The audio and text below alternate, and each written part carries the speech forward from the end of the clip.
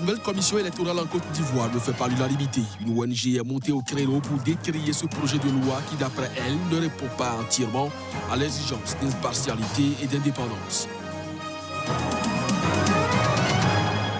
Condamnation de Bosco Ntaganda par la Cour pénale internationale, le gynécologue et prix Nobel de la paix congolais Denis Mukwege encourage la juridiction à poursuivre ses enquêtes en RDC. L'impunité des crimes de guerre menace la paix fragile au Kasaï. Les Nations Unies s'inquiètent des violences meurtrières de 2016-2017 dans cette région diamantifère du centre de la République démocratique du Congo. C'était là le sommaire du journal. Mesdames, Messieurs, bonjour et bienvenue. La nouvelle commission électorale en Côte d'Ivoire ne fait pas l'unanimité. Une ONG est montée au créneau tout dernièrement pour décrier à la fois ce projet de loi qui, d'après elle, ne répond pas entièrement à l'exigence d'impartialité et d'indépendance. Reportage. La crédibilité de la CEI est jugée cruciale dans le cadre de la présidentielle de 2020 qui s'annonce tendue en Côte d'Ivoire. L'ONG Action pour la protection des droits de l'homme, APDH, une association indépendante à l'origine d'un recours devant la Cour africaine des droits de l'homme, a dénoncé certains impairs. En effet, la nouvelle commission électorale indépendante censée organiser la présidentielle de 2020 doit comprendre 15 membres contre 17 auparavant. Un représentant du président de la République, un du ministre de l'Intérieur, 6 de la société civile, 6 des partis politiques équitablement répartis entre le pouvoir et l'opposition et un représentant du Conseil supérieur de la magistrature. La Cour africaine des droits de l'homme avait rendu en 2016 un arrêté jugeant l'ancienne CEI déséquilibrée et enjoignant au gouvernement ivoirien d'en changer la composition. La saisine de la Cour africaine des droits de l'homme avait pour objectif de permettre à la Côte d'Ivoire de faire l'économie des décomptes macabres auxquels elle est accoutumée depuis 1990 après chaque élection. Selon le gouvernement, le procès apporte un meilleur équilibre dans la composition des organes de la commission centrale, du bureau et des commissions locales. Condamnation de Bosco Ntaganda par la Cour pénale internationale. Le gynécologue et prix Nobel de paix congolais Denis Mukwege encourage la juridiction à poursuivre ses enquêtes en République démocratique du Congo. Reportage. Denis Mukwege n'est pas passé par 4 chemins.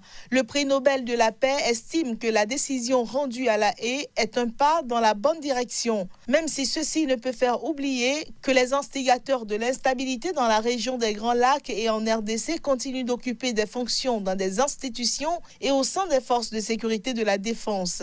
Le médecin qui soigne les femmes victimes de violences sexuelles dans sa clinique de Panzi, près de Bukavu, souhaite que le bureau de la CPI poursuive ses enquêtes en RDC pour enrayer la spirale de la violence qui se poursuit en Ituri, dans les Kivu et ailleurs jusqu'à ce jour. La CPI a reconnu coupable lundi l'ex-chef de guerre congolais Bosco Ntaganda de crimes de guerre et crimes contre l'humanité pour des massacres de civils et des viols de jeunes filles enrôlées comme enfants soldats en Ituri dans les années 2002-2003. Sa peine sera prononcée ultérieurement. La décision de la CPI est tombée alors que l'Ituri a été prise en juin dans un nouveau cycle de violence attribué à un groupe de tueurs contre qui l'armée congolaise a lancé des opérations.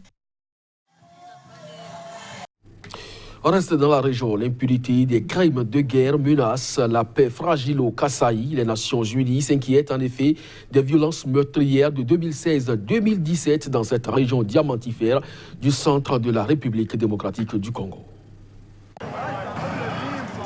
Les experts de l'ONU demandent la libération immédiate de femmes et d'enfants encore réduits en esclavage, selon eux par une milice dans leur rapport présenté au Conseil des droits de l'homme à Genève. Les violences entre les forces de sécurité et différentes milices ont fait au moins 3000 morts et déplacé des centaines de milliers de civils. 2 experts de l'ONU et leurs accompagnateurs avaient été tués le 12 mars 2017. Un crime imputé par les autorités au Kamwina Nsapu avec des soupçons de duplicité de la part d'agents de l'État. Les experts regrettent que les enquêtes ne portent pas sur l'ensemble des crimes contre l'humanité et des crimes de guerre caractérisant la crise au Kasaï.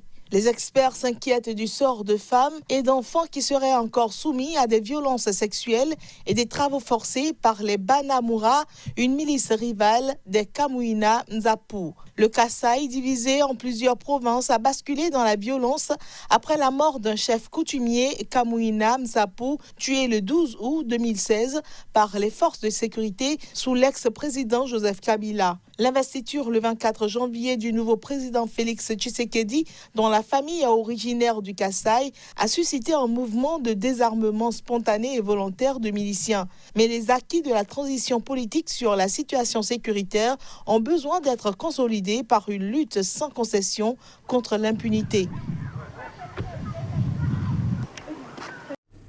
L'Union européenne apportera une aide de 138 millions d'euros supplémentaires pour le financement de la force conjointe du G5 Sahel, a annoncé mardi à Ouagadougou la haute représentante de l'Union européenne pour les affaires étrangères et la politique de sécurité, Federica Mogherini. Cette force regroupe en effet la Mauritanie, le Mali, le Burkina Faso, le Niger et surtout le Tchad. Reportage. L'Union européenne va appuyer la force conjointe, y compris sa composante police, à hauteur de 138 millions d'euros additionnels, en plus de ce que nous avons déjà contribué, a déclaré Federica Mogherini. Nous avons décidé de consolider le partenariat sur la base des priorités suivantes: l'appropriation par les 5 pays du G5 Sahel, notamment à travers une coordination renforcée par le secrétariat permanent, la définition d'un cadre d'action intégré en matière de sécurité et de développement, et l'identification de zones prioritaires sur lesquelles seront concentrés les efforts des parties, explique-t-elle.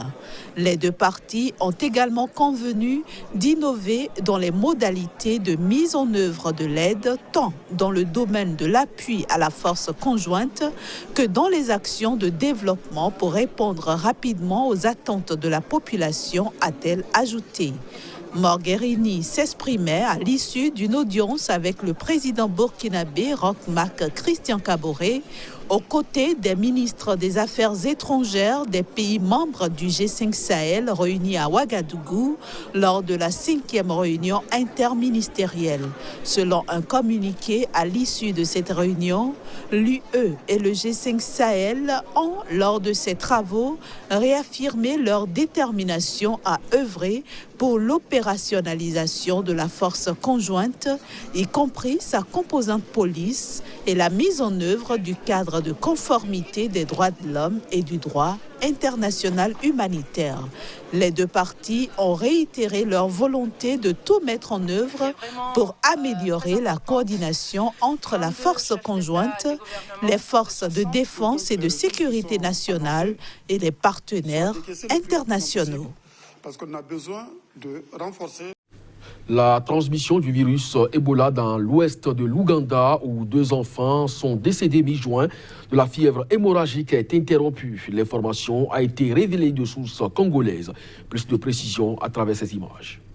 Le ministère de la Santé de la République démocratique du Congo, en première ligne face à l'épidémie, est formel. La transmission du virus Ebola dans l'ouest de l'Ouganda, où 2 enfants sont décédés mi-juin de la fièvre hémorragique, est interrompue.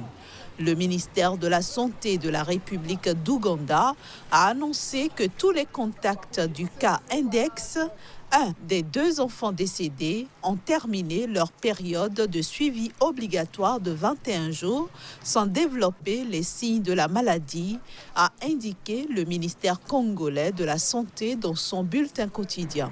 L'Ouganda a renforcé son système de surveillance aux frontières. Ainsi, tous les voyageurs en provenance de la République démocratique du Congo ou ayant voyagé en territoire congolais au cours des 21 derniers jours doivent passer par le contrôle sanitaire à l'aéroport d'Entebbe et aux différents points d'entrée routiers et maritimes du pays, rappelle-t-on à Kinshasa. Côté congolais, 11 nouveaux cas de décès ont été enregistrés en date du lundi 8 juillet, ce qui porte le total des décès à 1641 dans la province du Nord Kivu et marginalement celle de l'Ituri depuis la déclaration de l'épidémie le 1er août dernier. L'Internet mobile de nouveau accessible au Soudan, c'est suite à une décision de justice plus d'un mois après que les généraux au pouvoir l'ont bloqué sur fond de répression brutale de la contestation. Reportage. Les Soudanais auront passé plus d'un mois sans Internet mobile. Plusieurs personnes ont confirmé pouvoir faire des appels vocaux et vidéos via des applications comme la messagerie WhatsApp.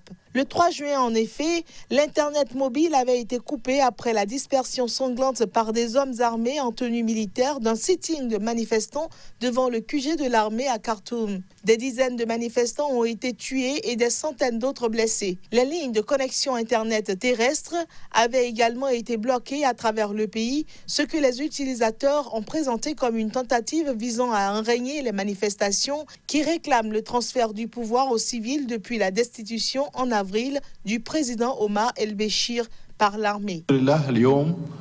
Aujourd'hui, le tribunal a ordonné à Zain, à MTN et à Soudani de rétablir leur société de services Internet mobile. Les clients ont assuré qu'ils bénéficiaient des services.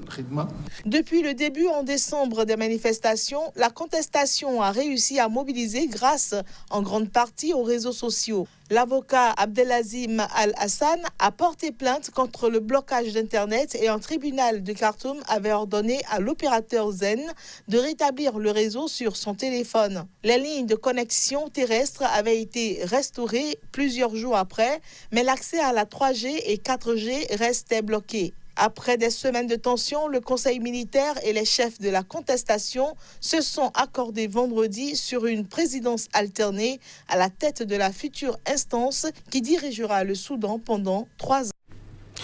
Le chef d'état-major de l'armée en Algérie, Ahmed Gaïd Salah, a réaffirmé ce mercredi le soutien de l'institution militaire au président Abdelkader Ben Salah. L'intérim de ce dernier aurait dû s'achever mardi selon la Constitution, mais il reste à la tête de l'État en l'absence d'élection présidentielle. Reportage.